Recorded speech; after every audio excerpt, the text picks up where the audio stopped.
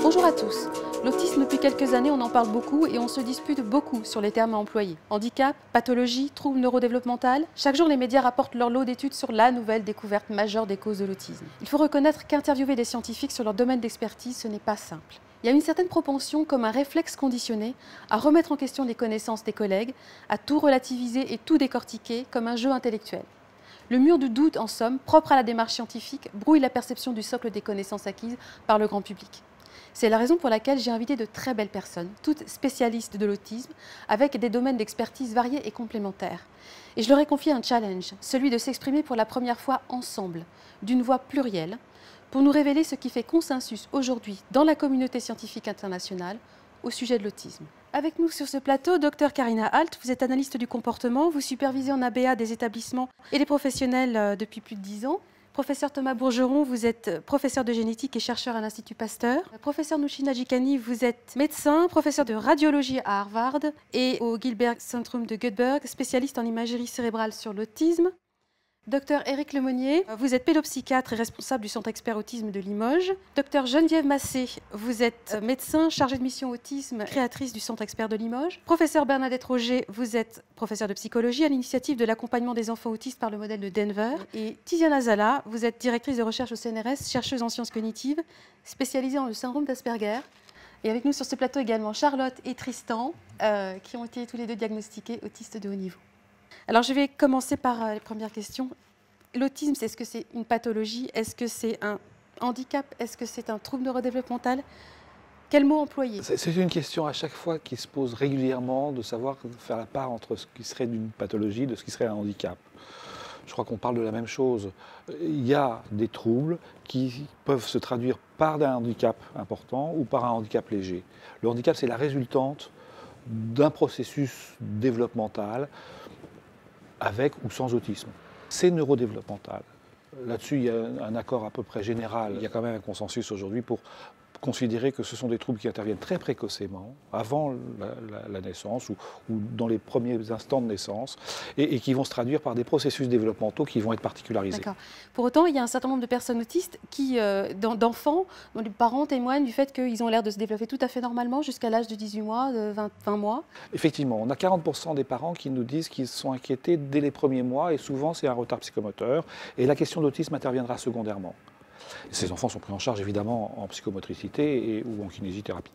Et 60% des parents nous disent que c'est vers 18-24 mois que les premières inquiétudes interviennent. Mais si on regarde la façon dont se développe l'enfant auparavant, si on regarde des films familiaux, on peut observer des choses particulières. Par exemple le langage. À 12 mois, ces enfants ont dit quelques mots. Mais ils sont restés sur ces quelques mots. Et à 18 mois, ils n'ont pas augmenté leur stock lexical. Alors que normalement, dans le développement traditionnel, on augmente son stock lexical. On a des marqueurs qui laissent penser que déjà des processus sont en jeu sous-jacents. Alors pourquoi ça n'intervient qu'à ce moment-là? C'est des questions complexes, mais on peut penser que les processus développementaux font qu'à un moment donné, notamment les processus associatifs, font que c'est à 18 mois que la différence est très marquée entre le développement traditionnel et l'autisme. Et qu'à ce moment-là, ça devient évident. Ça se traduit dans une évidence. Concernant l'aspect développemental, c'est vrai que les gènes qui ont été identifiés en fait, sont exprimés très tôt au début de la naissance, même avant la naissance. Donc, par contre, c'est vrai qu'on a du mal à voir ce qui se passe avant 18 mois, c'est pas toujours facile, mais ces gènes sont déjà exprimés. Donc, probablement, la fonction qu'ils devaient faire est probablement déjà altérée, même si on ne la voit pas d'un point de vue phénotypique, d'un point de vue d'observer les enfants. Qui témoignent voilà, que les enfants sont dans l'échange, dans le regard, babillent, etc. Et il y a une chute qui peut se faire en quelques jours. Les parents sont en fait soumis à un régime de douche écossaise, avec un enfant qui fonctionne et qui ne fonctionne pas, et qui fonctionne et qui ne fonctionne pas. Et assez longtemps, on considère que ça fonctionne. Et on oublie le moment où ça ne fonctionne pas. Et c'est quand vraiment ça ne fonctionne pas d'une façon très importante que tout d'un coup ça semble évident. Moi j'ai des films familiaux de tout petits enfants où vraiment on voit les parents qui alternent ces deux positions. Et nous, cliniquement, quand on voit les enfants, on a l'impression qu'il y a une évidence, quoi. Dans les études prospectives, on a quand même montré que à partir de 6 mois, quand on suit des enfants de manière très précise, avec des tests précis, on voit s'installer une différence entre les enfants qui auront un développement ordinaire et les enfants qui vont avoir des problèmes de l'ordre de l'autisme. On peut le percevoir Il y a très vraiment, tôt. Mais là, on le recherche spécifiquement. C'est une situation qui est différente de celle dans laquelle on va simplement examiner un enfant. Là, on compare des enfants qui ont un développement ordinaire et des enfants qui sont à risque. Et on voit les trajectoires se séparer avec apparition des problèmes d'engagement social surtout. Juste ces enfants à risque, en fait, c'est souvent des enfants qui sont dans des fratries de familles où il y a déjà eu un enfant avec autisme. Et le taux de récurrence de l'autisme est à peu près entre 10 et 20% pour le deuxième enfant. Et c'est pour ça qu'on peut regarder ces enfants qui sont nés de familles avec déjà une personne avec autisme pour vraiment voir très finement l'émergence de l'autisme s'il existe. Qu'est-ce que ça veut dire que la triade autistique? Qu'est-ce que c'est? On parle de troubles de la communication, troubles du langage, troubles des interactions sociales, troubles de la communication, verbale et non verbale, autant que la communication serve à moduler les échanges sociaux, et puis des intérêts restreints, des jeux répétitifs, des gestes stéréotypés. Mais à 3 ans, les études de validation de l'ADI montraient assez bien, c'est des très vieilles études faites par Michael Reuter, que 30% des enfants présentaient la symptomatologie compatible avec le diagnostic d'autisme et s'avérait dans d'autres troubles à l'âge de 5 ans. Donc on a une période développementale assez complexe dans laquelle on a une spécificité de diagnostic qui n'est pas simple. Mais ceci dit, la triade autistique, c'était le DSM-4 et maintenant, c'est plus la triade autistique en fait. Maintenant, c'est plus une dyade, plus d'autres choses. Donc, on a mis ensemble les troubles de la communication, les troubles sociaux. Et puis, on a pris cette présence de comportements répétitifs et d'intérêts restreints. Et en plus de ça, on peut avoir des problèmes sensoriels, des problèmes de niveau intellectuel, etc. etc. Donc, on est passé du DSM-4 au DSM-5 à une nouvelle définition en fait, de l'autisme. Est-ce qu'on peut faire un parallèle avec le développement neurotypique? Comment ça se passe? Comment est-ce le câblage de la communication sociale? Et qu'est-ce qui se passe de différent chez les personnes autistes? Je crois qu'on a une cascade d'événements qui se passent mal. À la base, il y a un problème dans le regard et dans l'observation du visage chez les petits enfants autistes. Et du coup, les choses se mettent moins bien en place parce que l'expérience qu'ils ont de la communication sociale vue sur le visage et autres se fait de manière anormale. Je pense qu'il y a peut-être une hypersensibilité au regard et au visage qui fait qu'on se détourne de ce regard. Mais en quoi c'est important de regarder le visage de quelqu'un? Il y a des dysfonctionnements chez les personnes autistes, mais qu'est-ce que ça nous apprend sur le développement neurotypique? Parce que c'est quelque chose... Parce qu'on communique énormément. Avant d'avoir la communication verbale, on communique par les expressions, les mimiques, les sourires. Il y a toujours un renforcement de certains comportements qui se fait de manière complètement spontanée chez les personnes typiques. On apprend par l'échange. Un enfant qui a un développement typique, il va fonder tous ses apprentissages sur l'examen du regard, mais du visage aussi des personnes. Quand on regarde les échanges entre un nourrisson et sa mère, c'est d'emblée très très riche. Des échanges, des sourires, des expressions, c'est pas seulement le regard. Donc on apprend beaucoup sur l'autre, sur sa manière d'être, sur ce qu'il ressent. Un enfant ordinaire aussi, lorsqu'il est confronté à une situation qu'il ne comprend pas, il va tout de suite aller regarder le visage de l'adulte pour interroger, pour essayer de comprendre. Donc il y a beaucoup d'acquisitions de comportements en direction du milieu qui sont vraiment ancrés dans les échanges sociaux avec les autres personnes. Je dirais aussi que dans tout ça, il y a quand même des conséquences sur le plan de développement des compétences sociales. Hein. Donc cette attention sociale qui semble être un peu diminuée depuis le petit âge. Moi, je dirais qu'il y a bien sûr des conséquences sur l'apprentissage des compétences sociales, mais l'impact est beaucoup plus important. C'est-à-dire que par l'autre, par l'observation de l'autre, il y a tout un processus d'apprentissage général qui est affecté.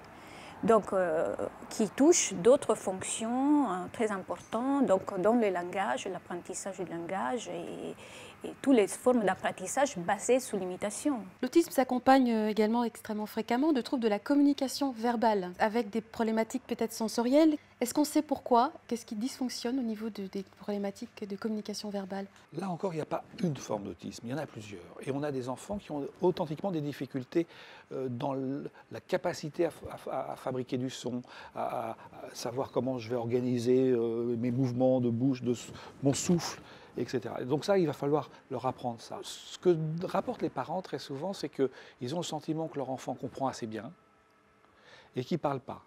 Et il y a un décalage entre la compréhension et l'expression. Et quand on voit des autistes plus âgés qui ont mis en place le langage, on se rend compte qu'ils ont une représentation mentale qui est très particulière et qui est portée là encore par une information unique qui est basée sur les invariants. La polysémie du langage, elle est inhérente au langage même, elle fonctionne parce que nous avons une représentation mentale qui est compatible avec cette polysémie. Et chez les autistes, ça ne marche pas. Ils fonctionnent par invariant. Un garçon de 12 ans, quand je dis humain, qu'est-ce que tu vois comme image? La texture de la peau. On a tous la même texture de peau. Ça marche très bien jusqu'au moment où il va rencontrer une bestiole qui a la même texture de peau que nous. Il va falloir qu'il revoie sa représentation mentale pour la faire évoluer, pour distinguer bestiole. Et dans le paradoxe qu'on observe chez les enfants Asperger, qui ont un langage sophistiqué très bon, le langage sophistiqué, c'est des mots qui n'ont pas de polysémie ou très peu de polysémie, qui ont une définition assez stricte. Et ça marche très bien. Et des mots qui ont une très grande polysémie, ça devient plus compliqué parce que fatalement, il y a un moment donné, l'objet porté par le mot ne va pas rencontrer la représentation mentale, il va falloir le faire. On sait d'ailleurs que les enfants, souvent les enfants Asperger, ils apprennent à parler, donc s'exprimer par le langage verbal, sans comprendre la signification de ce qu'il emploie. Mais ça, pour autant, ça ne devrait pas décourager parce que ces processus, disons, d'associatif entre les sons, le langage, le lexique et la signification va se faire. Ce qui est important, c'est que même quand le langage se met bien en place, et quelquefois de manière assez sophistiquée, ce qui va faire défaut, c'est la pragmatique du langage, c'est-à-dire l'utilisation sociale. Le langage, c'est un outil pour communiquer. Et quelquefois, dans les premiers stades du développement, on voit que les jeunes enfants n'arrivent pas à saisir que c'est un outil de communication. Et l'un des signes de cela, c'est le fait qu'ils sont écolaliques, c'est-à-dire ils répètent ce que l'autre a dit sans se placer dans une communication, dans un échange. Mais c'est vrai qu'on ne doit pas se décourager parce qu'il vaut mieux un enfant qui est écolalique qu'un enfant qui est complètement mutique. Parce que sur l'écolalie, on va pouvoir construire des choses. Alors l'autisme s'accompagne aussi souvent de stéréotypies gestuelles et puis on aperçoit qu'il y a également une résistance au changement chez les personnes, notamment autistes sévères. Est-ce que vous confirmez? Est-ce qu'on peut l'expliquer? C'est vrai quand on parle de l'enfant, mais de façon générale, il y a beaucoup de personnes avec autisme qui n'ont pas de stéréotypie, en tout cas évidente et déclarée. Il suffit de regarder là, ce matin. Par contre, ce qui existe, c'est une difficulté, c'est un problème de flexibilité cognitive. En fait, un concept, c'est quelque chose qui nous permet de catégoriser l'univers autour de nous. Si on a un concept, par exemple, qui est très limité, type concept d'un nombre. Bon, un nombre, je ne suis pas mathématicienne, mais c'est quand même assez facile à délimiter. Par contre, si on a d'autres concepts, comme le concept, par exemple, prenons un jeu. Un jeu, c'est quelque chose qui est beaucoup plus difficile à délimiter comme concept. Et là, la formation des concepts est quelque chose, comme le disait Éric Lemonnier tout à l'heure, qui se fait en dehors de la polysémie, avec un sens unique et sur une base perceptuelle. Un jeu, c'est le jeu, précisément, quand j'apprends la notion de jeu, avec lequel j'ai joué une première fois. Et ensuite, il est très difficile de mobiliser les concepts pour donner un autre sens plus large, par exemple, au mot « jeu ». Et je pense, moi, que cette difficulté à faire bouger la signification, les frontières d'un concept, est quelque chose qui amène à un manque de flexibilité cognitive. C'est pour ça, par exemple, qu'on sait que beaucoup d'enfants, voire d'adultes, ont énormément de difficultés à utiliser seulement un prénom. vous n'êtes pas François, vous êtes François Dumas, parce que d'autres François, il en existe, et moi, j'ai accroché François avec François Dumas. Donc, si je vois un deuxième François, il va falloir que je lui donne son nom de famille, hein, parce que François, c'était un... C'est une compensation, en fait. On est dans un mode de fonctionnement cognitif avec une difficulté à traiter le contexte. Par exemple, Temple Grandin disait un truc très joli, par exemple, qui est une personne avec autisme assez connue aux États-Unis, et elle disait, si vous me demandez quelle est l'image d'une église, en fait, pour elle, c'est un peu Google Images. C'est-à-dire qu'elle a plein d'images d'église, elle a du mal à faire une synthèse d'une église que n'importe qui pourrait faire avec un petit clocher. Voilà, donc c'est très difficile pour eux. Le concept a une base perceptuelle, hein, au lieu d'être généralisé. Il y a quand même plusieurs types de stéréotypies dans l'autisme. Il y a des stéréotypies qu'on observe chez les tout petits enfants qui n'ont pas encore avancé et qui sont de l'autostimulation, ce mouvement de doigts en éventail devant les yeux. Et ça, on l'observe vraiment chez les tout petits et ça disparaît assez vite quand on les prend en charge. Il y a des stéréotypies qui apparaissent dans les moments d'effraction affective, l'émotion, hein, qu'elle soit positive ou négative.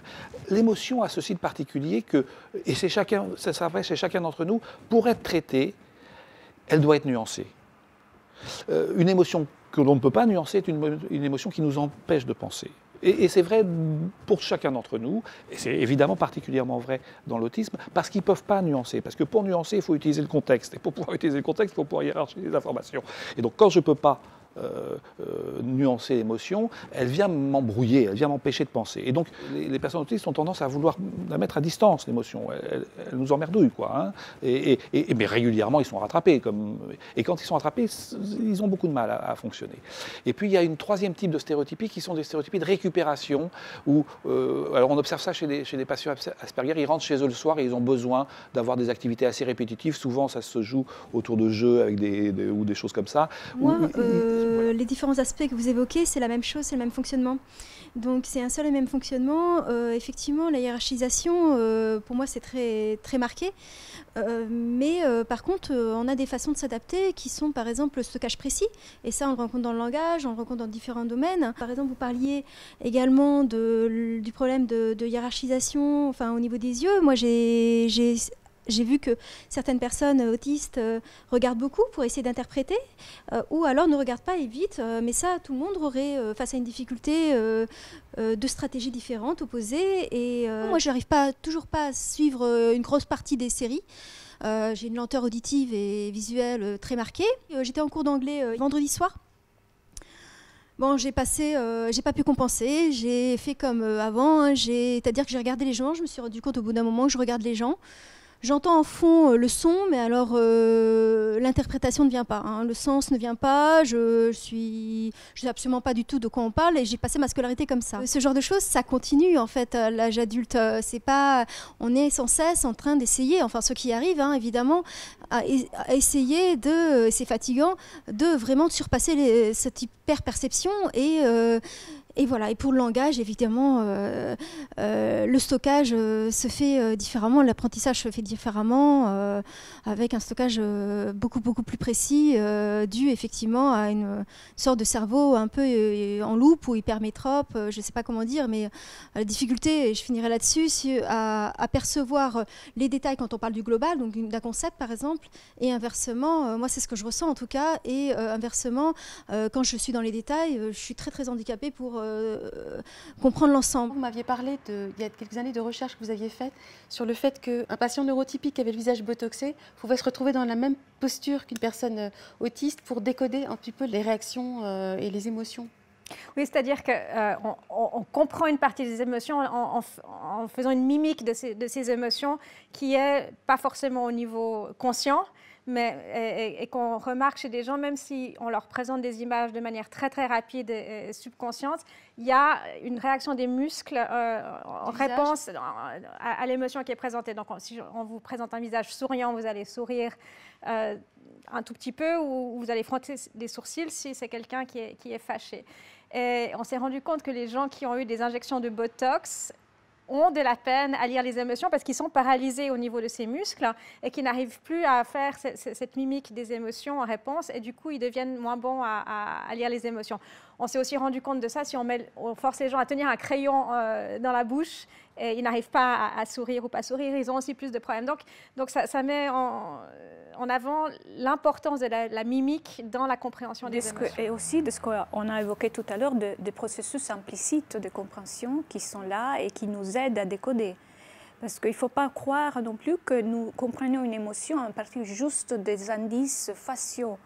Il y a tellement d'indices et d'informations contextuelles que nous élaborons sans nous rendre compte et qui nous aident à décoder. Par exemple, j'ai des études dans lesquelles on montre bien que certaines émotions sont plus faciles que d'autres. La joie, par exemple, mais chez tout le monde, pas chez les personnes avec autisme.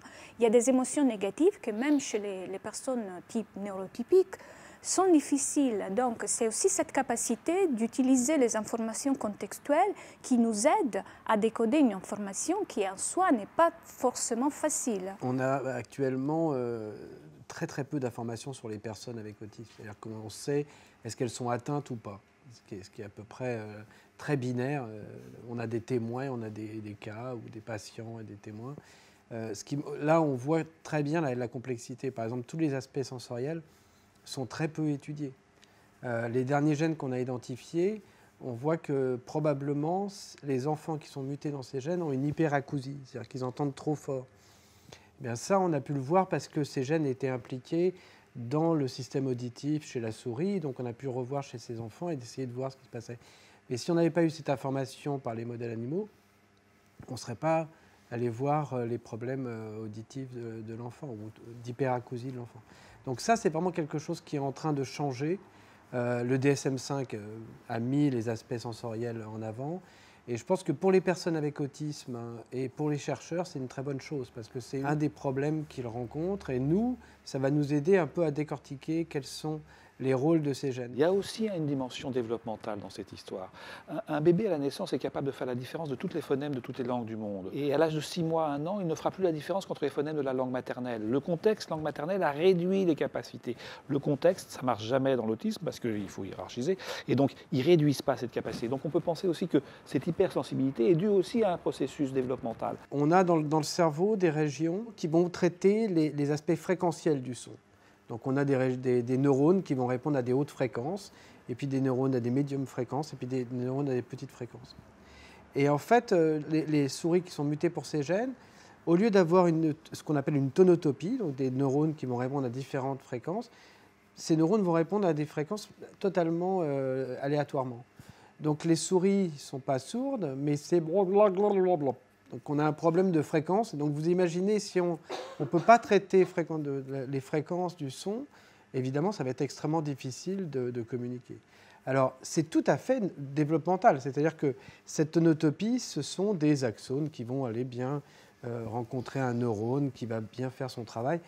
Et là, pour des raisons qu'on ignore encore, ces neurones ne vont pas être bien connectés. Donc c'est totalement, ça peut être génétique et toucher le développement. Ce n'est pas du tout antinomique. Est-ce que ça pourrait être développemental et toucher le génétique? C'est-à-dire que secondairement, on s'apercevrait qu'un certain nombre de gènes se sont trouvés mutés en raison... Donc ça, c'est une question très importante parce que c'est souvent une question que les parents me posent. Mais comment arrivent des mutations? Il y a deux aspects. La première, c'est que la plupart des mutations arrivent du fait d'un problème de réplication de l'ADN. La réplication de l'ADN se fait au cours de la gamétogénèse. Et donc le papa va donner les spermatozoïdes, la maman les oocytes, et on a quelquefois des erreurs. C'est extrêmement fiable, on a à peu près 10-8, donc c'est-à-dire qu'on a une erreur toutes les 100 millions de lettres. Mais par contre, il y a quelques erreurs quand même. Il y a à peu près 60 erreurs entre papa et l'enfant, ou entre maman et l'enfant. Alors ces 60 erreurs sur 3 milliards de lettres, c'est pas beaucoup. Par contre, quelquefois, ça tombe dans un gène qui va être important pour le développement cognitif de l'enfant, ou le développement social de l'enfant.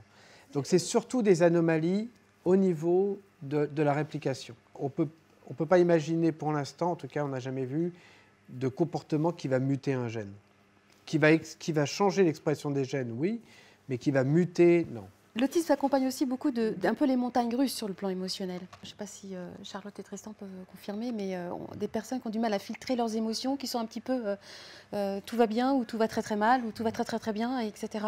Oui. Est-ce que vous le confirmez? Et est-ce que ça peut s'expliquer aussi au niveau génétique ou neurodéveloppemental?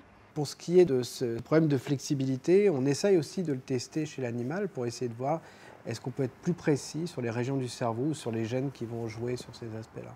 Et pour l'instant, en fait, ce que l'on sait du cerveau humain et animal, c'est très très peu. Et alors, ce qu'on sait encore moins, c'est quand il y a deux cerveaux qui sont ensemble, où là, c'est totalement nouveau. Il faut bien comprendre que c'est un domaine de recherche, le cerveau social, où il n'y a quasiment aucune connaissance. Je veux dire, on est vraiment au tout début. Deux cerveaux qui se parlent, qui se regardent, là, on a quasiment... Y compris de manière au-dessous du seuil de la conscience, de manière complètement implicite, automatique, inconsciente. Tout à fait. Le cerveau social a été étudié jusqu'à présent avec souvent une personne qui a regardé un film ou des photos, ce qui est quand même pas obligatoirement un truc très très social pour moi. Donc, et en particulier, donc ça c'est vraiment quelque chose sur lequel il commence à y avoir des gens qui font ce qu'on appelle l'hyperscan, c'est-à-dire de scanner deux personnes qui se parlent avec de l'électroencéphalogramme par exemple. Donc ça, on est en train de faire ça à l'hôpital Robert Debré. On a commencé à faire de l'hyperscan chez des enfants autistes, avec leur mère ou avec le thérapeute. Donc ça, c'est vraiment, à mon avis, passionnant. Et alors, il y avait eu des résultats, par exemple, sur les petites souris, où on avait regardé les comportements. Effectivement, le comportement des souris mutantes était changé, mais le comportement des souris sauvages, qui étaient en interaction, était aussi changé. C'est-à-dire qu'on voyait aussi le comportement des souris neurotypiques qui étaient différents quand elles étaient en compagnie d'une souris mutée pour un gène impliqué dans l'autisme. On parle de l'émotion dans le contexte social, mais tu parlais des hauts et des bas dans l'émotion.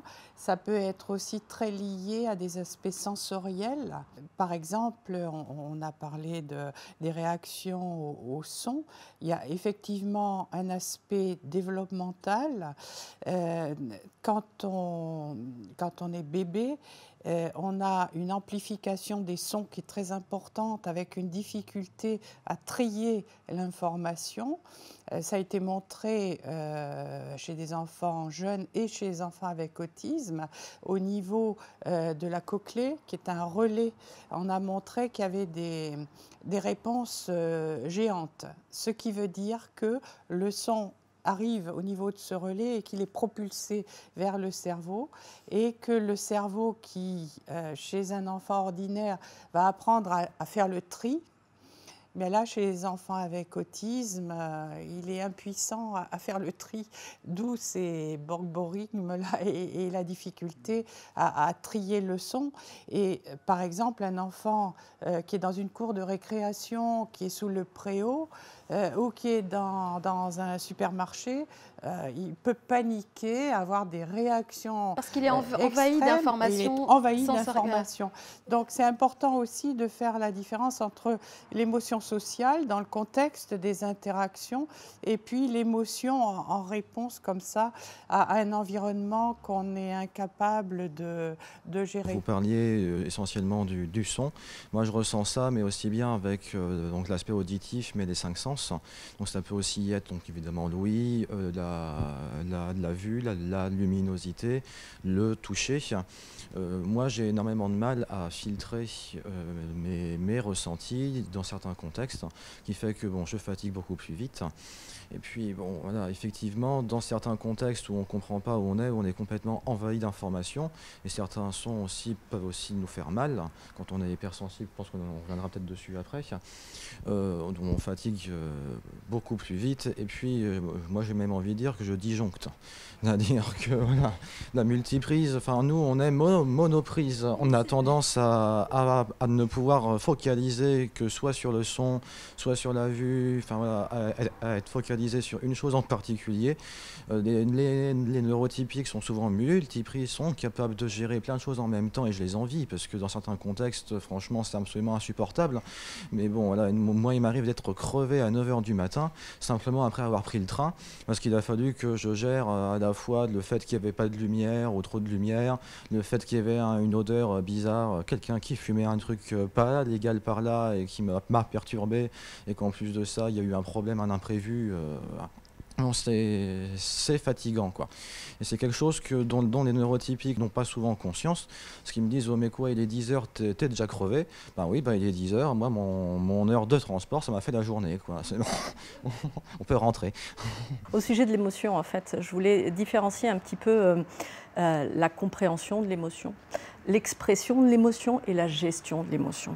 Et en fait, ça fait partie des apprentissages aussi implicites de la personne, de manière développementale. L'enfant, en général, apprend à gérer ces trois domaines-là. Dans l'autisme, il faut explicitement l'enseigner pour que la personne puisse discriminer quand, comment j'exprime et comment je gère cette émotion. Bien sûr que là, on va rebondir sur les stéréotypies qui ont une fonction d'autostimulation. L'autostimulation va pouvoir réguler les états émotionnels. Et à une époque, on avait coutume de dire qu'il faut totalement supprimer les autostimulations chez les personnes autistes. On sait aujourd'hui que c'est une aberration parce que nous tous, nous autostimulons. Simplement, on a une façon peut-être plus socialement adaptée. On a appris à différer les choses moins socialement adaptées. Et dans l'autisme, ça va être la même chose. Il va falloir apprendre à la personne quand, comment gérer ses émotions, éventuellement avec une autostimulation de type stéréotypie répétitive, pourquoi pas, à partir du moment où ça ne gêne pas son fonctionnement et social, en fait, et son inclusion sociale. La personne qui va s'autostimuler avec une main, évidemment, en ayant un mouvement répétitif, ça va paraître atypique, bizarre dans un contexte social normalisé, mais pour autant, ça remplit une fonction qui peut être vitale chez elle. Mais juste encore une chose pour les stéréotypies. Regardez un enfant de 4 ans typique devant un sapin de Noël. Il va faire ça aussi. Ça paraît socialement adapté à ce moment-là. 60% des enfants jusqu'à 6 ans ont des stéréotypes. Donc c'est quelque chose qui est... Sur cet aspect comme ça, très, très montagne russe, parce qu'on va réapparaître des notions cliniques. Est-ce que les personnes autistes auraient plus de troubles de l'humeur? Si vous êtes dans une situation où vous ne pouvez pas nuancer les choses et où vous êtes au premier degré, fatalement, vous êtes dans un système de montagne russe. Le spectre de l'autisme est extrêmement large. Bon, Charlotte et Tristan représentent une certaine proportion des personnes autistes, mais il y a aussi beaucoup de personnes autistes sévères. On a une multiplicité des facettes avec des personnes qui peuvent avoir des comorbidités. C'est ça que j'aimerais qu'on essaye de défricher tous ensemble. Parce que souvent, on a tendance à dire l'autisme, c'est ceci, cela. Il n'y avait pas forcément de corrélation entre la capacité à s'exprimer et l'intelligence. C'est ça qui me je trouve extrêmement intéressant et perturbant, c'est qu'on a parfois des personnes autistes verbales avec une déficience intellectuelle, on a des personnes autistes non verbales, mais qui ont une intelligence intacte, ou en tout cas beaucoup plus pointue qu'on ne pourrait imaginer. Et on a un spectre extrêmement large. Pourquoi parler d'autisme alors qu'on a affaire à des facettes aussi diversifiées? Qu'est-ce qui unifie toutes ces facettes? Alors, ce qui est passionnant, c'est d'essayer de comprendre ce qui est commun. Par exemple, il y avait des choses assez étonnantes qu'on avait identifiées. Une petite fille qui avait perdu une copie d'un gène. Elle était très autiste, très sévère. Et son frère lui avait 3 copies d'un gène. Normalement, vous avez 2 copies d'un gène. Et son frère avait un syndrome d'Asperger et il avait appris le langage de façon précoce, alors que sa sœur, elle, ne parlait pas. Donc, vous voyez, il y a quand même... Ces 2 personnes sont très différentes. Mais par contre, l'aspect génétique, est-ce que c'est un dosage génique qui est différent chez ces personnes, qui correspond au même gène, mais avec des dosages différents? Donc ça va être aussi quelque chose qui va être important. Comprendre ce qui est spécifique et puis comprendre ce qui est partagé. Il est clair qu'il y a des aspects de comorbidité, l'épilepsie. Les études montrent que 40% des adultes autistes ont une épilepsie, qui apparaît souvent très secondairement, la plupart du temps en fin d'adolescence, alors même qu'elles sont en relation avec des foyers épileptogènes qui sont présents dès la naissance. Et donc il y a l'expression même clinique de l'épilepsie est très longue à apparaître. Et on sait bien que quand il y a des processus épileptiques, ça complique beaucoup la prise en charge de ces enfants et c'est plus compliqué pour eux d'avancer. L'histoire du niveau intellectuel est une histoire très complexe. Je ne suis pas motron, je pense qu'effectivement, il y a des personnes autistes qui ont un retard intellectuel associé. Mais je pense que la manière dont on a de mesurer n'est pas adapté pour les personnes autistes. Et c'est calibré au développement traditionnel. On est dans un mode de développement très différent. Comment voulez-vous calibrer un mode de développement très différent avec des outils calibrés au développement traditionnel?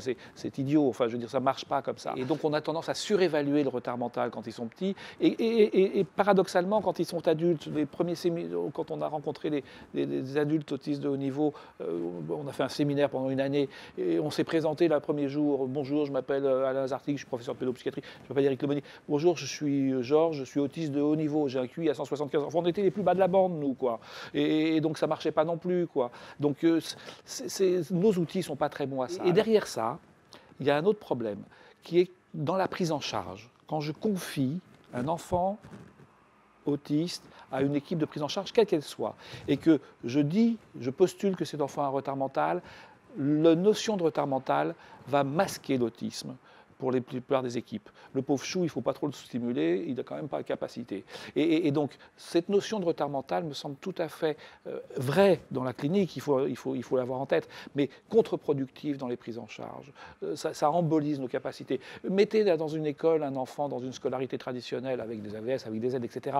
Et abordez l'idée qu'il a un retard développementale, c'est clair, il ne marche pas aussi vite que les autres, ça c'est entendu. C'était le sens de ma question, c'était en fait pour le relativiser énormément, parce qu'en fait, on a des personnes autistes de haut niveau avec des personnes plus d'Asperger qui fonctionnent comme vous et moi à l'âge adulte, et en réalité, quand ils étaient tout petits, pouvaient avoir l'impression qu'ils étaient autistes typiques, voire autistes sévères, et on a une hétérogénéité des modes de développement qui est colossale. Mais c'est pour ça que la notion de spectre des troubles de l'autisme est très importante, parce que ça permet d'avoir un continuum dans la gravité des signes d'autisme et de multiples associations, soit avec un retard mental, sans retard mental, une épilepsie, une bipolarité, c'est quelque chose qui est connu maintenant aussi. Ça nous montre qu'il y a une très très grande variabilité.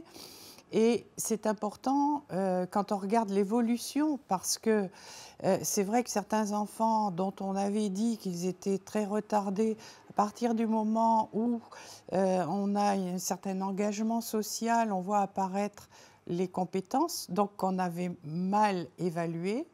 Et puis certaines personnes de haut niveau qui n'ont pas fait les apprentissages sociaux qui sont si importants, sont des personnes brillantes qui peuvent avoir une intégration au travail vraiment de très bonne qualité dans un secteur très précis et qui par ailleurs au quotidien peuvent rester très handicapés par d'autres aspects sur le plan social. C'est vrai que je suis assez surprise que des gens adultes arrivent à 30 ans sans avoir eu l'occasion. Moi, heureusement, j'ai fini par rencontrer des personnes qui avaient aussi un trouble du spectre autistique avant d'être diagnostiquées. Mais je rencontre des personnes à 31 ans récemment qui avaient toutes les capacités pour un apprentissage, si elle avait eu l'occasion d'être socialisée à un moment donné, ce qui n'a pas été le cas. On a fait une étude où on a regardé le câblage entre les différentes zones du cerveau, la matière blanche, chez des petits de 10 ans jusqu'à des adultes d'une cinquantaine d'années.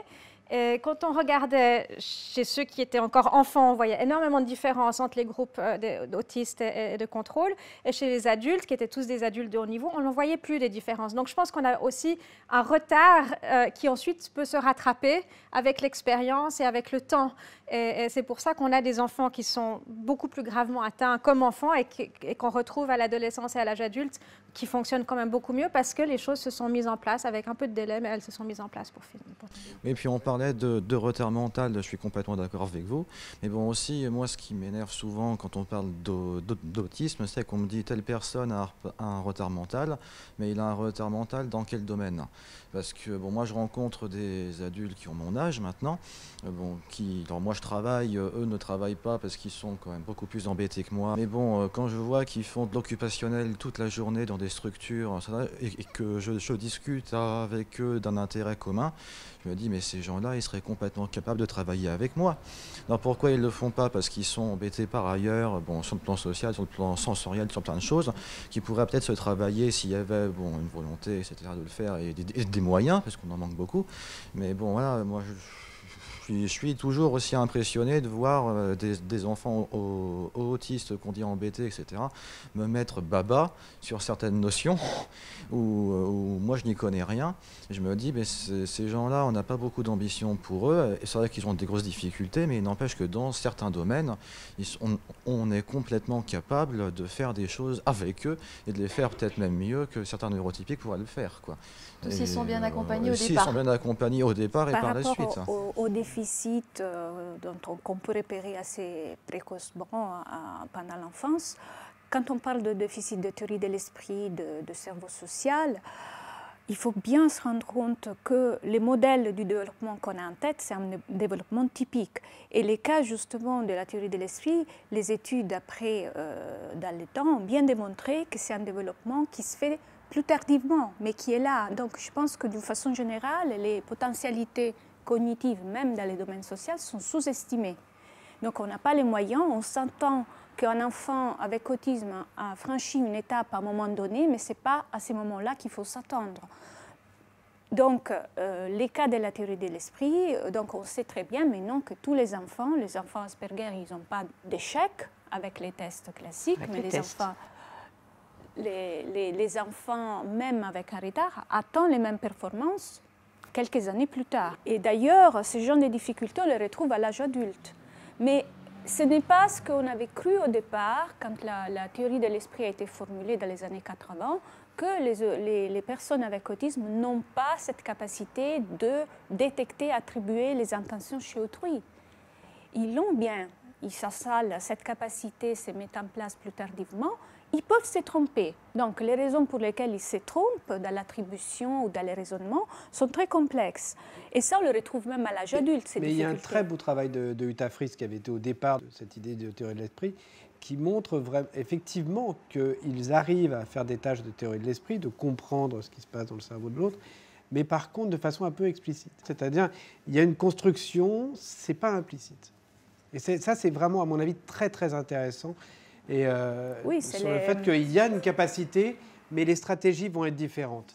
Et ça, je pense que ça, c'est là-dessus qu'il faut travailler, parce que c'est vraiment important. Et si je peux rebondir là-dessus, on a fait une étude où on a regardé la communication d'un danger implicite par le regard. Et il ne se passait rien chez les personnes autistes, qui par ailleurs, elles pouvaient être tout à fait normales dans une autre tâche. Donc c'est vraiment, il y a ce côté implicite qui ne fonctionne pas pour certaines communications. Oui, parce que pour que l'implicite fonctionne, il faut hiérarchiser les informations. Je suis chiant. Mais... Et il faut tenir compte du contexte, ce qui implique qu'on hiérarchise. Voilà. Et c'est pour ça que ceux qui réussissent les tests se retrouvent dans le vrai monde avec quand même des difficultés, même quand ils ont réussi un test de théorie de l'esprit. Alors, sur cette diversité, je pense que c'est vraiment très important parce que même au niveau génétique, ça a été aussi un problème. C'est-à-dire que la diversité des Français, sur le point de vue génétique, on l'a complètement nié. C'est-à-dire qu'il y avait un génome normal et puis après, il fallait le comparer à ce génome normal. Donc même en génétique, qui est quand même la science de la diversité, on a voulu dire qu'il y a un génome normal. Donc ça, c'est vraiment insupportable. C'est-à-dire que pour les aspects de comportement, les aspects de génétique, il y a une diversité. Il faut essayer de comprendre cette diversité pour y répondre le mieux possible. Et je suis entièrement d'accord. Je pense qu'il y a vraiment un gâchis extraordinaire de vouloir réduire les gens à une certaine normalité. Il y a une diversité et il faut essayer de comprendre maintenant comment on va trouver, par exemple, ces gènes pour trouver le meilleur environnement. C'est-à-dire qu'il y a des environnements à chaque personne et on peut mieux répondre à ces problèmes-là en acceptant cette diversité. Dans la diversité de l'autisme aussi, je crois que c'est Christopher Gilbert qui dit « Je n'ai quasiment pas rencontré de personne avec autisme qui a un autisme pur ». L'autisme, ça s'accompagne aussi d'autres problèmes ou d'autres caractéristiques. Et effectivement, on peut avoir des problèmes d'hyperactivité, de dyspraxie. Les comorbidités affectent effectivement l'évolution du développement et de la prise en charge. Ça va rendre beaucoup plus difficile les apprentissages, la mise en place des outils de compensation, c'est clair. L'épilepsie, c'est quelque chose de particulièrement problématique dans le fait qu'on a acquis tout un corpus de compétences, on a enseigné tout un tas de choses, et puis une crise sévère peut faire tomber le château de cartes un petit peu. Concernant les comorbidités, ce qui a été vraiment quelque chose que j'ai découvert quand j'ai commencé à travailler sur le sommeil, on a l'impression que l'autisme protège quasiment tout, c'est-à-dire que quand on est autiste, on n'a plus de problème de sommeil, on n'a plus de caries, on n'a plus rien. C'est-à-dire que si on crie, par exemple, et qu'on a mal, c'est parce qu'on est autiste. C'est pas parce qu'on a une carie. Si on dort mal, c'est parce qu'on est autiste. C'est pas parce qu'on a un problème de sommeil. Les familles le savent que leur enfant est autiste, mais il y a aussi des problèmes de sommeil, des problèmes de sensorialité, des problèmes. Les chercheurs l'ont complètement. N'ont pas voulu voir ça. C'est-à-dire qu'ils avaient une colonne autiste ou pas autiste. On peut être autiste ou TDA, mais pas les deux en même temps, par exemple. Voilà, le DSM-4 refusait le fait qu'une personne avec autisme avait une hyperactivité, ce qui était complètement absurde. C'est la plus forte Mais les chercheurs association. se sont aussi divisés. C'est-à-dire qu'il y avait les personnes qui travaillaient sur l'autisme et les personnes qui travaillent sur l'hyperactivité ou les personnes qui travaillent sur la déficience intellectuelle. Et surtout, ne pas partager les données et ne pas essayer de comprendre ce qui va être quelque chose qui va être peut-être commun, d'une vulnérabilité, et puis après des spécificités. Et donc je pense que de prendre en compte ces comorbidités, comme a dit Christopher Gilberg avec le concept essence, c'est-à-dire de prendre vraiment entre 0 et 5 ans, de ne pas dire autiste ou hyperactif ou TOC, de voir quel est le profil de la personne, avec tous ces problèmes, voire gastro-intestinaux, les problèmes dentaires, tous ces problèmes, et de voir est-ce qu'on peut trouver des causes à ces sous-types d'autisme, ou ce type d'essence, comme il l'appelle. Et ça, je pense que ça, c'est vraiment le futur, à la fois pour la recherche et à la fois pour les personnes avec des prises en charge de vraiment haute couture. Je pense que l'autisme a vraiment souffert de cette volonté de vouloir tout rassembler en une cause, en une seule personne. Et ça, je pense que ça, c'est vraiment quelque chose qui est en train d'exploser. Et d'autres troubles. Quel est le point commun, alors, entre toutes ces personnes? J'ai l'impression que ce qu'on retrouve à travers tout le spectre, c'est cette hypersensorialité. Chez les autistes de très haut niveau, comme chez les autistes très déficients, il y a ce problème d'hypersensorialité. Ce que je repère cliniquement de commun, c'est ces processus de hiérarchisation. C'est vraiment cet aspect-là que je retrouve à chaque fois. Ils sont aussi sensoriels, ces processus, puisque moi j'ai énormément de mal, comme les autres, à discriminer les sons. Bien sûr, ça m'a certainement posé problème pour justement, enfin ça me pose encore problème, mais j'ai réussi à... Souvent, je n'entends qu'une syllabe d'un mot, donc heureusement que dans la langue française, les mots sont longs, parce que du coup, j'arrive à saisir la dernière syllabe, et c'est comme ça que je constitue. Donc, et ça m'a posé problème pour mon apprentissage de langage. Hein. Je voudrais quand même faire remarquer qu'il y a aussi des avantages, que la différence d'organisation sensorielle et de perception sensorielle recèle un certain nombre d'avantages perceptifs. Donc, je vais en lister quelques-uns, je voulais savoir si vous êtes d'accord. Le fait d'avoir une mémoire photographique, il y a énormément de personnes avec autisme qui ont une mémoire photographique, enfin une mémoire envahissante, mais ce qui peut être aussi un avantage à l'école, le fait d'avoir une oreille universelle. Absolument. On a aussi quand même affaire à des... Moi, c'est un petit peu aussi pour ça que je suis un peu investie dans l'autisme, des personnalités qui sont particulièrement fiables, honnêtes, sincères. Il y a une dimension aussi au niveau de la cognition, c'est que les personnes sont très cash, sont très sincères. Et moi, plus je fréquente des personnes autistes, plus j'ai du mal avec les problèmes des neurotypiques, qui sont tout le contraire. Mais c'est assez attachant. Mais il y a aussi des problématiques d'organisation cognitive qui sont liées à ça. On prend pas de gants, non. Voilà, mais c'est... Et puis des personnes qui sont très honnêtes et très respectueuses des règles aussi. Ça, c'est très important. C'est qu'on dit un truc. Je veux dire, une personne autiste qui arrive en retard à un rendez-vous, c'est qu'elle a eu un accident. Ou qu'elle a une dysfonction exécutive importante. Hein, voilà. Vous cassez pas le fait le matin, ça arrive aussi. Il y a aussi, et d'ailleurs on est dans les paradoxes parce qu'il y a beaucoup de dyspraxie qui s'associe avec l'autisme. Et en même temps, on a une très grande rapidité d'exécution dans les tâches. Les enfants autistes qui sont à l'école, ils ont une particularité, j'en ai filmé là une bonne dizaine, avec des profils différents d'autisme, avec tout ça. Ils font leurs devoirs en 4 minutes chrono, en général c'est bon. C'est un paradoxe en fait. Moi, je vois un avantage très important d'un point de vue intellectuel, c'est sur l'idiosyncrasie. C'est leur capacité à faire des constructions indépendamment des exclusions contextuelles. Un jour, un gamin débarque à ma consultation et me dit « On peut faire l'hypothèse que quand on meurt, on a une âme qui va quelque part. Si elle va quelque part, elle est extraterrestre. Eh bien, les extraterrestres, c'est notre âme. » Pourquoi c'est un gamin autiste de 14 ans qui me fait cette proposition-là ? Ça m'a fasciné. Pourquoi moi, je ne la fais pas ? Parce que dans notre pensée, nous, neurotypiques de base, il y a une exclusion contextuelle entre âme et extraterrestre. Et que cette exclusion contextuelle nous interdit ce travail de rapprochement. Le monde, il n'a jamais vu l'exclusion contextuelle. Il a fonctionné par contiguïté et ça donne quelque chose qui est très mignon. Ça donne plein de choses qu'il faut faire le tri après. Hein. Mais on voit bien que les grandes avancées scientifiques se sont faites grâce à ces capacités de s'affranchir des exclusions contextuelles. Et donc là, il y a quelque chose qui peut être tout à fait mis à profit et qui peut être tout à fait intéressant. Donc voilà, il n'y a pas que des inconvénients, c'est d'accord. Il ne faut pas non plus tomber dans l'exagération suivante, qui est que j'ai un certain nombre de personnes autistes Asperger qui viennent me voir en me disant « Et vous ne serez pas venu à l'esprit qu'on serait le sommet de l'évolution de l'espèce ?»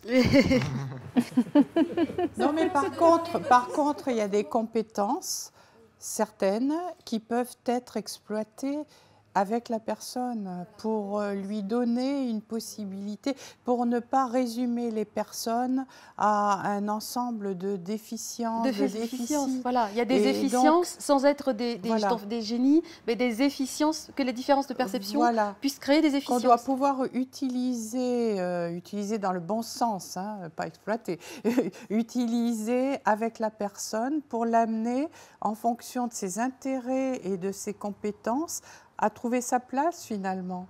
On a des exemples, on a Temple Grandin qui, sur la base de ce qui est sensoriel, a développé une grande compétence dans la mise en place des dispositifs pour les animaux. Bon, ça paraît un petit peu morbide, hein, puisqu'elle a transposé ça aux abattoirs. Mais ça a été très utile, c'est très utile. C'est indispensable, voilà. Et elle a trouvé là à développer sa compétence très spécifique. Et c'est une personne qui a trouvé sa place dans la société, qui a une bonne position. Alors que sait-on aujourd'hui des causes de l'autisme? Pour ce qui est des aspects génétiques, on a de plus en plus de données très solides. C'est-à-dire qu'on a une composante génétique qui est assez différente d'un enfant à l'autre. Ça, c'est le premier message. On a des personnes avec autisme et déficience intellectuelle qui vont avoir des causes génétiques assez monogéniques, avec un seul gène en cause qui va expliquer énormément des symptômes. Et ça, on arrive à trouver ces mutations de novo, c'est-à-dire que les parents n'ont pas, chez à peu près, je dirais 20-25% des enfants avec autisme avec déficience intellectuelle. Pour les personnes avec autisme sans déficience intellectuelle, on est beaucoup moins bon, il y a beaucoup moins de gènes qui ont été identifiés. Alors, que font ces gènes? Ça, c'est vraiment la question maintenant qui est la plus importante. Ce n'est pas est-ce qu'il y a des gènes impliqués dans l'autisme. Il y en a, maintenant, qu'est-ce qu'ils font? Donc, il y a 3 voies biologiques qui ont été mises en évidence. La première, c'est la régulation des gènes, comment les gènes vont être régulés, et en particulier comment ils vont être régulés par rapport à l'activité neuronale. Le deuxième, c'est un niveau aussi un peu plus élevé de la régulation des gènes, au niveau de la traduction des protéines. Et puis enfin, un pathway, une voie biologique qui est la synapse, ces points de contact entre les neurones. Donc tout ça converge vers la connectivité du cerveau. Et alors ce qui est assez étonnant, c'est qu'on a des formes où on a peut-être moins de synapses, moins de contacts entre les neurones, et puis des formes où on a peut-être trop de contacts avec les neurones. Alors, et quelquefois, on a des modèles mixtes où dans certaines régions du cerveau, on va avoir moins de contacts, et puis d'autres, on va avoir plus de synapses. Donc vous voyez que c'est assez complexe. Et aussi, ce qu'il faut savoir, c'est que quasiment tout vient des modèles animaux. Et bon, j'aime bien les souris, mais elles ne vont pas obligatoirement nous dire exactement ce qui va se passer dans le cerveau des personnes avec autisme. Il faut faire attention à ce qu'on dit, c'est-à-dire qu'on a des gènes qui font ce type de connectivité chez la souris. Qu'est-ce qui se passe chez l'homme? On n'en est pas encore du tout là. Et il ne faut pas négliger le côté environnemental aussi, hein, je crois, parce qu'il y a vraiment une interaction gène-environnement. Et on sait que, par exemple, la prise de certains antiépileptiques pendant la grossesse sont fortement liées, et chez la souris et chez l'homme, à l'apparition d'un autisme. Donc je crois que c'est vraiment cette combinaison gène et environnement. C'est là où j'allais en venir. La prématurité aussi. Il y a une multiplicité des causes, il y a des mutations des novo, mais est-ce qu'il y a des facteurs chimiques, de la pollution, des facteurs bactériens? Parce que toutes les semaines, il y a des études qui sortent sur la découverte des causes majeures de l'autisme, on a tendance à brouiller les cartes, parce qu'on a l'impression que toutes les semaines, on fait un modèle. Est-ce que c'est vraiment des modèles différents, ou est-ce que c'est une multiplicité de causes qui conduisent à des conséquences similaires? Alors, pour ce qui est de la cause génétique, donc il y a énormément de chercheurs maintenant qui travaillent sur cet aspect-là. Et je vous dis, on trouve à peu près 20-25% des causes d'autisme chez les enfants avec autisme et déficience intellectuelle.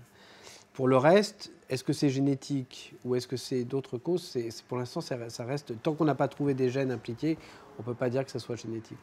Il y a des causes environnementales, en particulier le valproate. On sait que si on descend en prématurité, on augmente le nombre d'enfants autistes.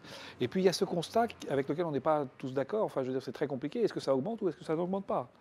Et quelles sont les raisons pour lesquelles ça augmenterait? Il est évident que les modifications nosographiques, c'est-à-dire de la définition clinique de l'autisme, participent à cette augmentation. Mais quand on regarde les statisticiens, ils nous expliquent avec des calculs très savants auxquels je ne comprends pas toujours tout, que ça expliquerait 40% de cette augmentation. Est-ce qu'on a des statistiques françaises sur le diagnostic? Alors, en Limousin, ça ne s'appelle pas des statistiques, ce sont des constatations. On a eu pour un but de santé publique, avant tout en ouvrant le centre expert autisme, c'était faire de façon exhaustive le diagnostic de tous les enfants concernés dans un département. Voilà. on est installé depuis 2 ans et on a pu faire un premier bilan. On a pris comme année de naissance l'année 2012. Tous les enfants qui avaient été diagnostiqués dans notre service et qui étaient nés en 2012. On a trouvé actuellement 35 enfants, sachant qu'il y a eu en 2012 3600 naissances en Haute-Vienne. Donc on arrive à 1% sur l'année 2012. Voilà. 1%. Et en sachant que nous avons encore des enfants nés en 2012 dans notre liste d'attente et que comme nous recevons les enfants jusqu'à l'âge de 6 ans, nous allons vraisemblablement en diagnostiquer peut-être 1 de plus ou 2 de plus. Donc le 1%, le fameux 1% qu'on trouve au niveau international, au CDC, etc., on le retrouve en Limousin. On doit pouvoir à partir de là penser raisonnablement, ce qu'on savait déjà, qu'on peut extrapoler les chiffres internationaux à la France. Ce qu'il faut voir, c'est qu'on a élargi énormément les critères diagnostiques. Avant 2000, 2/3 des personnes avec autisme avaient une déficience intellectuelle. Après 2000, 2/3 des personnes avec autisme n'avaient pas de déficience intellectuelle. Donc vous voyez qu'on a augmenté énormément toute la partie syndrome d'Asperger depuis ces dernières années. Donc ça, c'est déjà un point important. Et puis, il y a eu quelques études qui montraient aussi qu'on avait de moins en moins d'enfants avec déficience intellectuelle. Donc ça, on en parle moins parce que ça fait moins les titres des journaux. Pourtant, c'est une bonne nouvelle. On aurait moins de personnes avec déficience intellectuelle. Mais en fait, souvent, ils sont diagnostiqués maintenant avec autisme. Parce qu'on regarde les problèmes d'interaction sociale, on regarde les stéréotypies, on regarde les problèmes sensoriels. Et en fait, cette personne qui était diagnostiquée avec ce qu'on appelait retard mental de notre temps, maintenant déficience intellectuelle, est maintenant diagnostiquée avec autisme et déficience intellectuelle. Mais dans les îles Féroé, on trouve 1% des personnes avec autisme. Donc cette valeur est à peu près stable. Constante. Mais de nouveau, c'est-à-dire que l'autisme fait partie d'une pléthore d'autres troubles qu'on peut appeler essence, si on reprend le terme de Christopher Gilberg. Et je pense qu'il y a à peu près 10% des enfants actuellement qui ont un problème, soit d'hyperactivité, soit d'autisme, soit d'obsessive compulsive disorder, de TOC. Et je pense que c'est ces enfants-là, indépendamment qu'ils soient autistes ou déficience intellectuelle, il va falloir qu'on fasse quelque chose pour ces personnes. Et de les cataloguer, de dire est-ce qu'il y en a 1%, 2%, c'est pareil pour les jumeaux. On disait, tiens, la concordance d'autisme, elle est de 80%.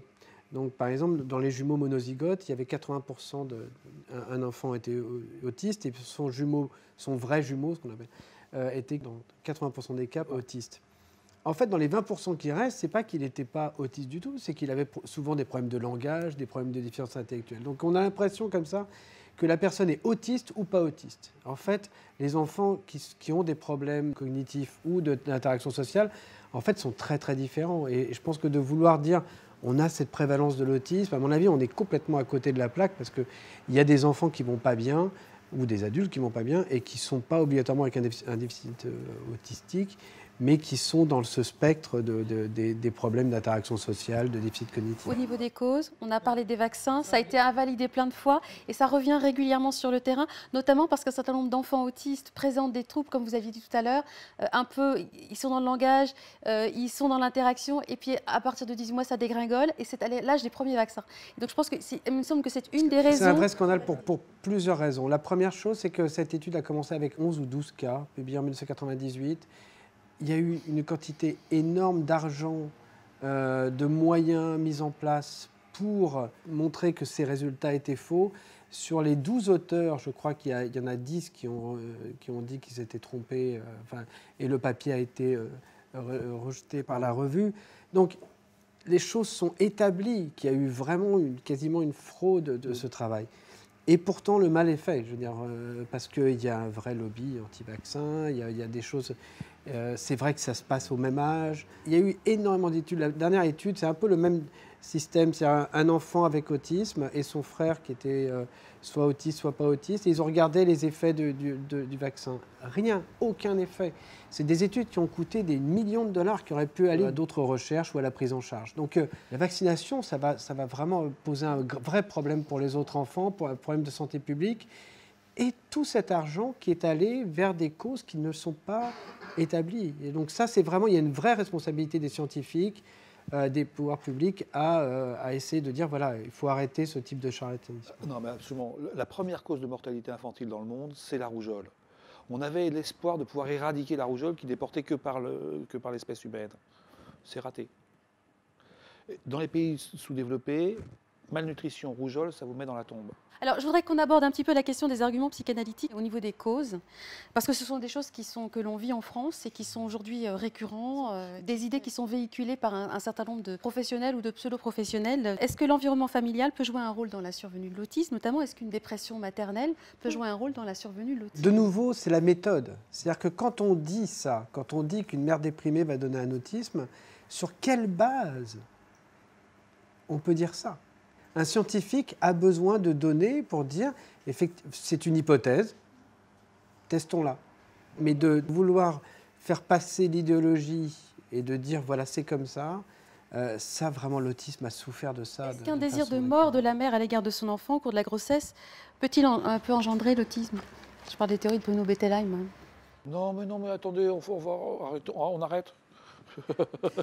Déjà, il faudrait savoir comment les psychanalystes peuvent dire qu'une mère a un désir de mort, parce que souvent c'est des fantasmes des psychanalystes eux-mêmes. Et ensuite, il faudrait effectivement établir scientifiquement.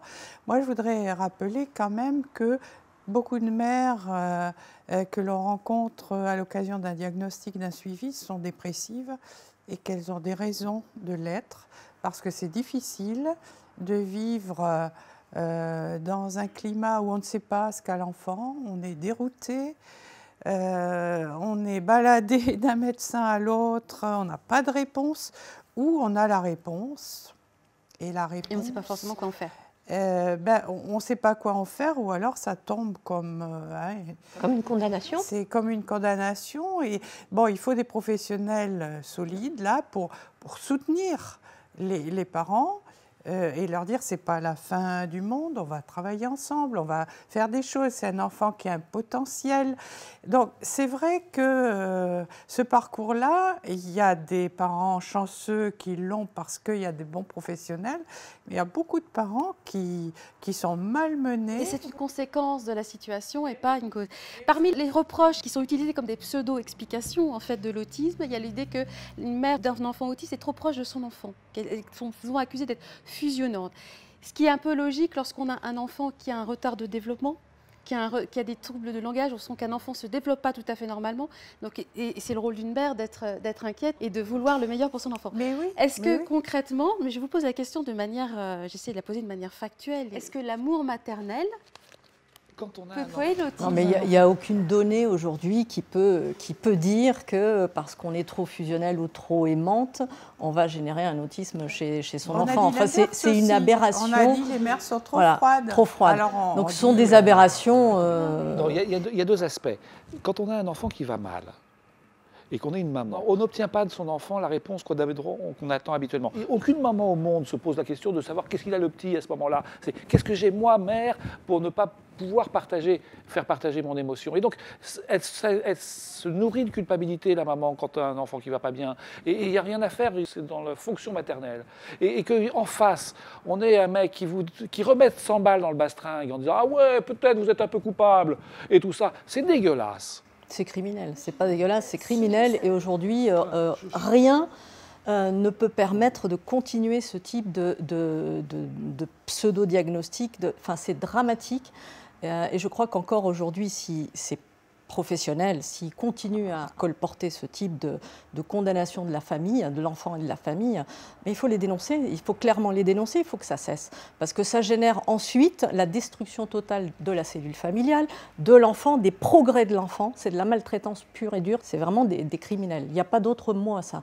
Donc je crois qu'aujourd'hui, tous les professionnels qui se disent professionnels, il faut s'élever contre ce type de condamnation, contre ce type de diagnostic, parce que c'est aberrant d'un point de vue scientifique, d'un point de vue intellectuel de propager ce type de paroles. Je veux juste ajouter une réflexion à quel point là on a affaire avec une idéologie et pas en science finalement, c'est que on ne parle jamais du père et on a l'impression qu'on a affaire avec des familles où le père n'est pas là, n'a jamais existé, il n'a pas de place. Pourquoi avoir privé le père de sa fonction, son rôle éducateur?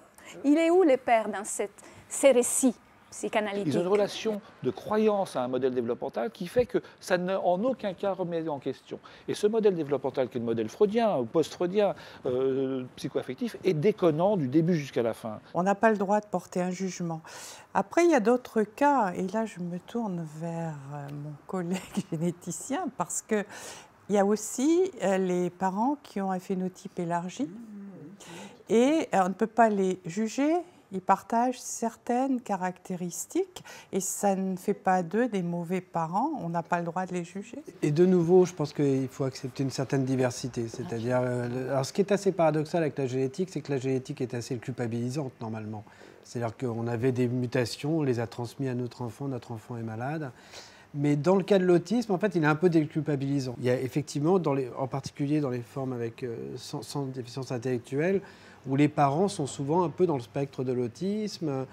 Probablement, on sait variants à risque qui sont sous le seuil, et puis ça s'accumule chez l'enfant, et l'enfant est peut-être un peu plus atteint que leurs parents. Mais de nouveau, c'est quelque chose qui est présent et qu'il va falloir prendre en charge, et pas de juger ou de culpabiliser. Les professionnels de la vieille école ont tendance à nier l'existence de l'autisme pour dire non, non, non, ces enfants ne sont pas autistes, ils sont psychotiques ou psychotiques à tendance autistique. Est-ce qu'un enfant peut être psychotique?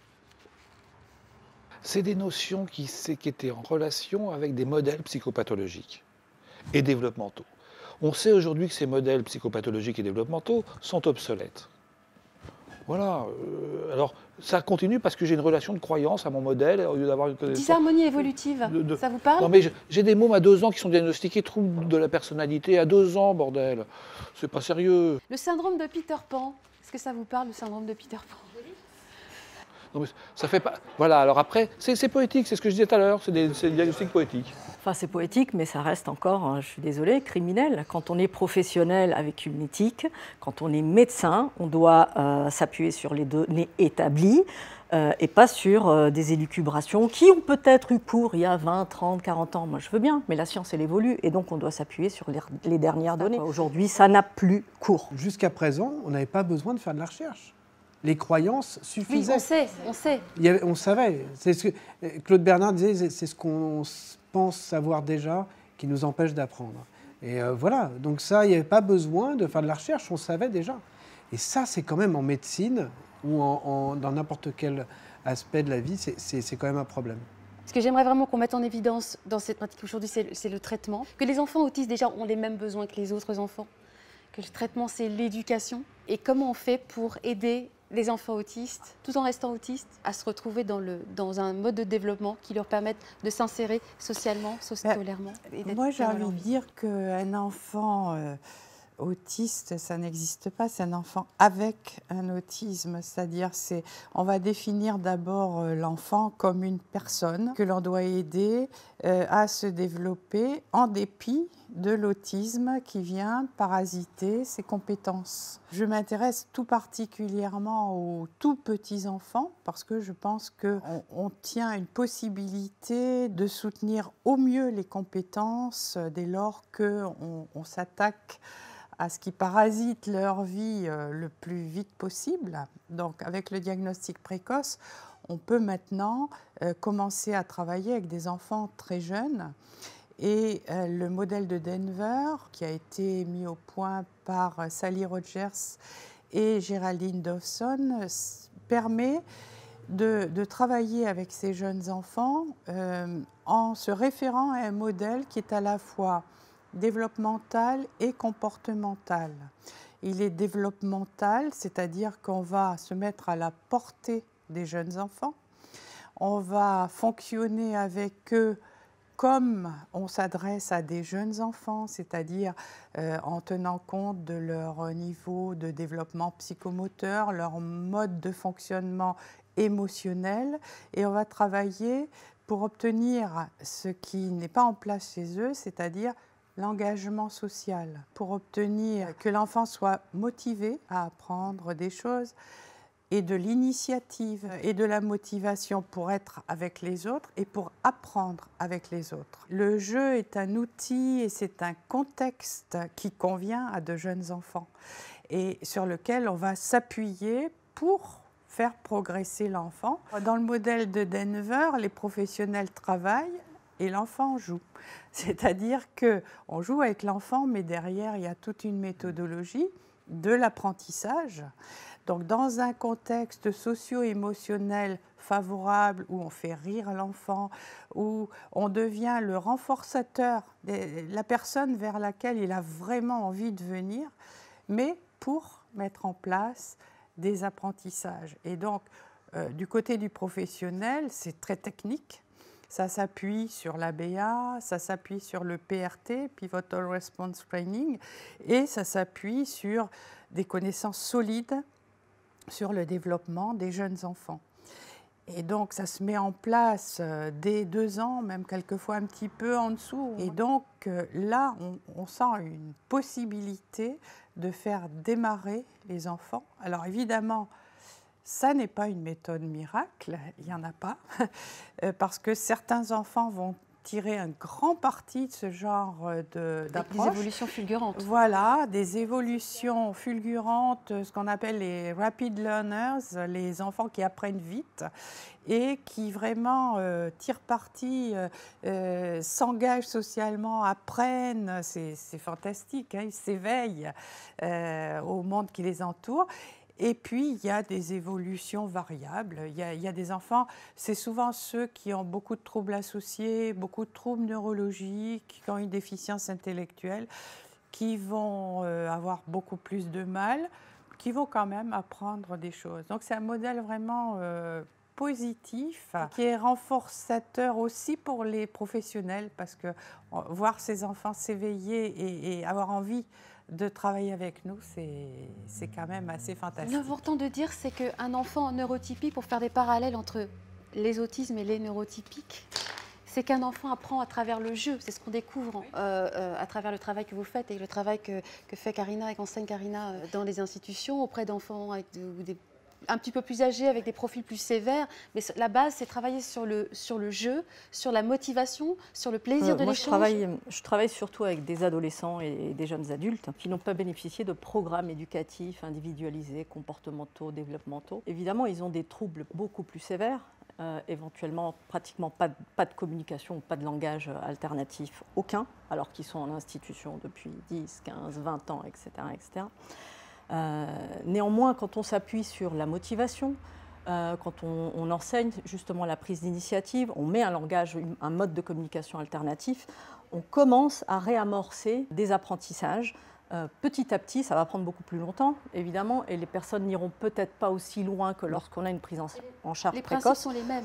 Les principes sont exactement les mêmes, simplement la façon d'appliquer, l'entourage va être complètement différent. Néanmoins, ils peuvent apprendre et on peut réamorcer un apprentissage fonctionnel pour permettre à ces jeunes d'avoir un univers moins restrictif qu'ils ne l'ont actuellement. Il y a quand même aujourd'hui un consensus sur l'intervention. Ça fait plus de 20 ans que différents pays du monde ont élaboré des recommandations de bonnes pratiques dans l'intervention des personnes avec autisme qui convergent vers les modèles développementaux, comportementaux, éducatifs, individualisés, etc. etc. Donc là, c'est pareil, il faut bénéficier d'un bon diagnostic, d'un diagnostic conforme pour pouvoir avoir accès à ces prises en charge aussi. Ce qui est formidable, c'est qu'en fait, c'est la notion de développemental qui est associée au comportemental. C'est qu'en fait, c'est en apprenant à éprouver du plaisir dans la relation à l'autre, à regarder, à écouter, dans l'échange, y compris l'échange émotionnel. C'est le travail qu'on voit au CERESA, qui est un peu qui est similaire au travail dans les autres établissements ABA, avec des âges et des profils cognitifs différents, mais c'est les mêmes fondamentaux. On voit vraiment des adultes qui sont engagés émotionnellement et que c'est à travers le plaisir du jeu, de la relation, de l'interaction avec l'autre qu'on va retrouver des apprentissages cognitifs. Les premières approches éducatives tenaient peut-être trop compte des déficits très installés. Et donc, on disait, il faut structurer, il faut simplifier, il faut, même à certains moments, on disait, il faut pas se mettre en face de la personne parce qu'on la parasite sur le plan social. Et donc, c'était un peu une caricature. Par contre, là, maintenant, on est beaucoup plus dans des modèles globaux où, effectivement, on tient compte beaucoup de cet engagement social qui est la condition. On ne sépare pas le cognitif et le social et l'émotionnel. Et c'est vraiment très important. Il y a maintenant, quand on fait des longues études sur des cohortes, on s'aperçoit que c'est l'engagement social au début du développement qui est le meilleur facteur prédictif pas d'une évolution mesurée par des tests, mais d'une évolution mesurée par une bonne insertion sociale, une qualité de vie. Ça change complètement la donne. Il y avait une maman, elle avait un fils qui était autiste. Il avait 23 ans quand elle a découvert qu'il avait une délétion d'un gène, une mutation d'un gène que j'avais identifié dans un gène SHANK3. Et donc elle voulait savoir ce que c'était que la fonction de ce gène. Donc je lui ai dit, c'est une protéine d'échafaudage de la synapse. Je ne sais pas si ça aide, mais en tout cas, je vais raconter ces petits détails de neurobiologie. Et j'avais vu son fils qui parlait, qui avait très autiste, mais qui avait acquis le langage, ce qui était très rare chez les patients avec des mutations SHANK3. Donc je lui ai dit vraiment, c'est assez étonnant, votre fils parle, c'est très rare pour les patients avec des mutations SHANK3. Elle m'a dit, ah oui, vous savez, on l'a stimulé très fort quand il était petit, on a vraiment travaillé avec lui. Et elle m'a dit quelque chose qui a changé ma vie scientifiquement. Elle m'a dit, d'ailleurs je dois vous dire, si j'avais su que c'était génétique, je ne me serais pas battue comme ça. Et elle m'a dit un truc très très beau, elle m'a dit, parce que se battre contre le génome, je crois que j'y serais pas arrivé. Et donc ça a changé ma vie totalement. C'est-à-dire que si mon travail c'est de trouver des gènes et que les parents abandonnent parce qu'ils se disent c'est génétique et on ne peut plus rien faire, c'est vraiment pas le but de mon travail, au contraire. Deux aspects. Il faut derrière maintenir un niveau de diversité d'expérience. L'école, ça offre une grande diversité d'expériences. Un centre de loisirs participe à cette diversité, etc. Et je crois que les enfants, les personnes autistes ont besoin de cette diversité. Ils doivent être scolarisés avec des conditions qui permettent cette scolarisation, évidemment, mais ils doivent être scolarisés. Il faut que, sans jamais culpabiliser les parents, les impliquer dans nos prises en charge et leur offrir les outils qui puissent leur permettre de fonctionner au quotidien, etc. De telle manière à ce que voilà, ça fonctionne au mieux possible. Et ça fait partie de la démarche. Hein. Avec le modèle de Denver, les enfants sont inclus à la crèche et on va travailler à la crèche avec les personnels, avec les autres enfants. On va travailler à domicile et on sensibilise les parents qui sont souvent vraiment enthousiastes pour travailler avec leur enfant. Ils récoltent rapidement les fruits de leurs efforts, donc c'est tout à fait renforçant pour eux. Et pour les plus grands, bien sûr, sont inclus à l'école. Je pense qu'il faut arriver à montrer aux professionnels du système scolaire qu'avec des aides spécifiques qui tiennent compte des difficultés des personnes, on arrive effectivement à les faire évoluer en fonction de leurs compétences. Et un environnement émotionnellement bienveillant et tolérant à la différence. La bienveillance, c'est ce qu'il faut au départ. C'est la base pour tout le monde. Pour tout le monde. On ne peut pas exclure la personne autiste de l'environnement social, que ce soit dans l'enfance, l'école, les centres aérés, etc., ou plus tard, adolescent ou adulte, le monde du travail, par exemple. Il n'y a pas de raison qu'un autiste dit sévère ne puisse pas avoir un travail. Il sera adapté, il y aura besoin effectivement d'un contexte peut-être particulier, mais il n'y a pas de raison de l'exclure. Il n'y a pas de raison de l'exclure d'activités sportives, ludiques, etc., ou de les faire aller en troupeau entre autistes sur un terrain fermé où il n'y a personne. On ne peut pas exclure du monde des personnes qui font partie de ce monde. Donc toute intervention doit bien sûr respecter la personne, ça c'est un fait, mais aussi viser une inclusion sociale la plus large possible, la plus fonctionnelle possible pour cette personne. On parlait tout à l'heure de bienveillance et d'accès à l'école, de tous les efforts que peuvent faire les équipes dans des écoles pour accueillir des enfants différents, autistes ou pas, parce qu'on peut parler de plein de choses. Et ça s'applique aussi aux entreprises, aux collectivités qui décident d'accueillir une ou deux personnes, voire plus différentes, autistes. C'est des efforts qui bénéficient à tout le monde. Moi, j'ai eu une scolarité un peu chaotique par moment, parce que je suis tombé sur des bonnes et des moins bonnes personnes. En particulier dans les dernières années, parce que mon lycée, mes études supérieures ont été très agréables, où j'ai pu expliquer à mes camarades ce que j'avais, que c'était pas grave, que ma foi on pouvait vivre ensemble et qu'on s'en sortirait tous. J'ai des camarades, j'ai des profs qui sont venus me remercier d'avoir été dans leur classe, pour me dire, écoutez, voilà, on a passé une très bonne année avec toi, on a passé de très bons moments, tu nous as fait prendre conscience de plein de choses, voilà, et je suis resté en contact avec plein de monde qui sont toujours contents de me revoir, alors que 10 ans auparavant, on me disait que je n'avais pas ma place à l'école et qu'il fallait que je m'en aille. Au-delà des aides qu'ont les entreprises pour accueillir des personnes reconnues handicapées avec la RQTH, etc., c'est généralement une très bonne expérience pour les employeurs et pour les collègues de s'ouvrir à ça, puisque bon, moi, dans mes stages passés, on m'a souvent félicité de mon travail, que j'étais très perfectionniste, très rigoureux, etc. On arrive quand même parfois à pousser les équipes, à les faire bénéficier de choses dont parfois les neurotypiques, certains sont un petit peu moins à l'aise et un petit peu moins performants que nous. Voilà, il y a un très gros avantage. Il ne faut pas avoir peur de nous, en fait, tout simplement. On n'est pas méchant, on ne mord pas, on ne tue pas. Tu me tends la perche à chaque fois qu'on finit sur le concept de neurodiversité. Est-ce qu'il n'y a pas quelque part une espèce de logique, comme il y avait une balance avec le profil cognitif de l'autisme et le profil cognitif neurotypique. Je veux dire, les personnes neurotypiques ont des gros problèmes de communication sociale à force de trop d'implicite. Il y a des gros problèmes de communication chez les personnes neurotypiques. Il y a des obsessions sociales, des obsessions de l'apparence, une démarche très superficielle, en fait, de ne pas suffisamment prendre en compte la réalité factuelle des choses, la réalité concrète d'un certain nombre de choses.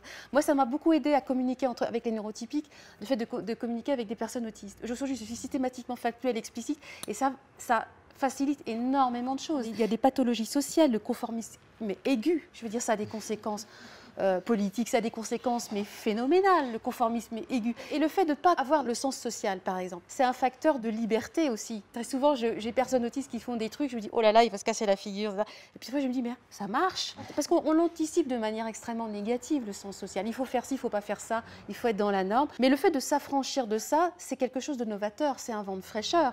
Et je pense qu'évidemment, toutes les personnes aussi ne sont pas concernées, mais des gens comme Steve Jobs, enfin, je veux dire, quand on lit la biographie de Steve Jobs, je ne vais pas faire un diagnostic sauvage, mais il y a des signes de l'autisme à toutes les pages. C'est un point extrêmement important, je trouve. La science était une niche un peu pour des personnes avec autisme. D'ailleurs, Asperger disait que pour avoir un succès en sciences ou en art, une petite touche d'autisme était essentielle. Et malheureusement, comme dans d'autres domaines, on devient un peu dans un système un peu spectaculaire où les gens doivent faire des présentations très neurotypiques avec un peu de spectacle.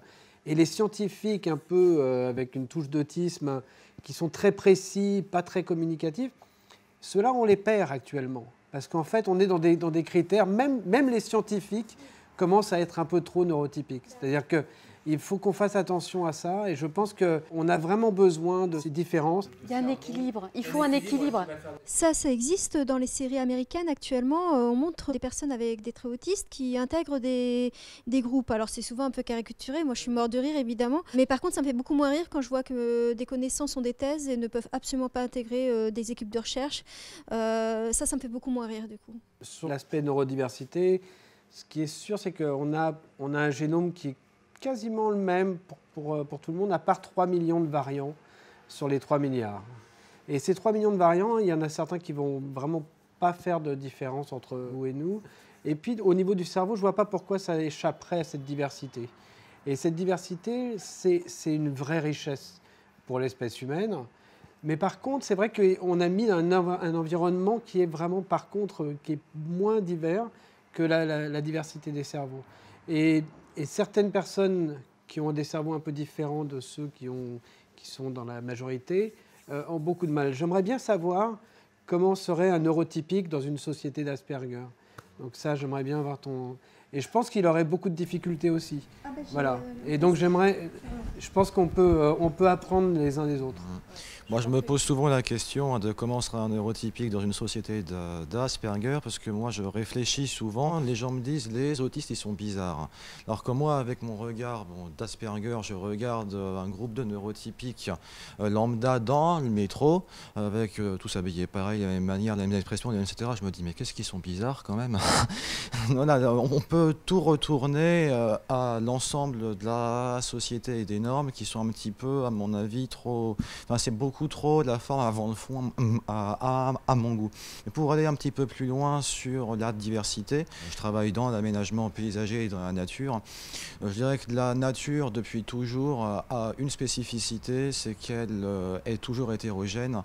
La nature n'a jamais permis une monoculture, entre guillemets, sauf quand on a inventé. Il y a une phrase de Saint-Exupéry qui dit « Si tu diffères de moi, mon frère, loin de me léser, tu m'enrichis ». À mon avis, c'est absolument exact. On ne peut pas être bien, on ne peut pas être à l'aise si on est tous identiques. Donc n'ayons pas peur d'accepter et d'intégrer des personnes un peu différentes, un petit peu hors normes, si je puis dire, parce que c'est pas un mal, au contraire, ça ne peut être que bénéfique, quoi. Moi, je dirais, il n'y a rien de plus ennuyeux que la normalité. C'est vraiment.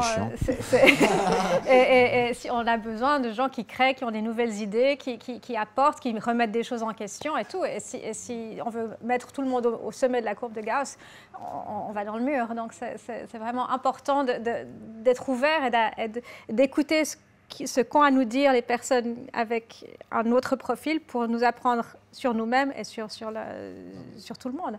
Absolument, tout à fait d'accord avec tout ça.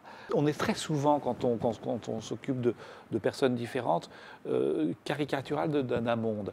Et on est dans un monde où il y a une très grande diversité humaine, puisqu'on est de plus en plus nombreux, et où il y a une très grande homogénéité, une tentative d'homogénéisation des fonctionnements humains. Il faut consommer, il faut produire plus, il faut pas d'artisanat. Enfin, on nie tout ça pour essayer d'homogénéiser. Et on est surpris que cette hétérogénéité du fonctionnement et que ça fait souffrir les neurotypiques, enfin, ça fait souffrir les personnes qui... Ça fait souffrir tout le monde, et il n'y a pas de bon sens dans une affaire comme celle-là. Il y a une force très profonde, très importante, là, sociétale, hein, qui nous emmène vers quelque chose de très homogénéisant, dont on voit bien la perspective très noire. Alors moi, j'aurais tendance à dire, commençons très tôt et commençons la mixité entre les neurotypiques et les autres dès la crèche, dès l'école maternelle, et on peut peut-être un peu changer les choses en agissant ainsi. Ouais, et continuons ensuite à l'adolescence, à l'âge adulte, parce qu'il n'y a pas de bon ou de mauvais comportements. En fait, il y a des comportements qui sont valorisés dans un contexte social, qu'ils sont moins dans un autre contexte social. Mais au final, la somme de tout ça, ça fait une personne avec des particularités. Et lorsqu'on s'appuie sur ces particularités, ces talents, on peut l'emmener bien plus loin que si on s'appuie sur ses déficits et ses problèmes, en fait. Si je peux encore juste rajouter quelque chose à ce que disait Bernadette, ça rend aussi les typiques plus tolérants. Cette mixité, c'est tellement important, je crois, pour un enfant typique, quand il se développe, de voir que tout le monde n'est pas exactement comme lui et d'être confronté à cette différence.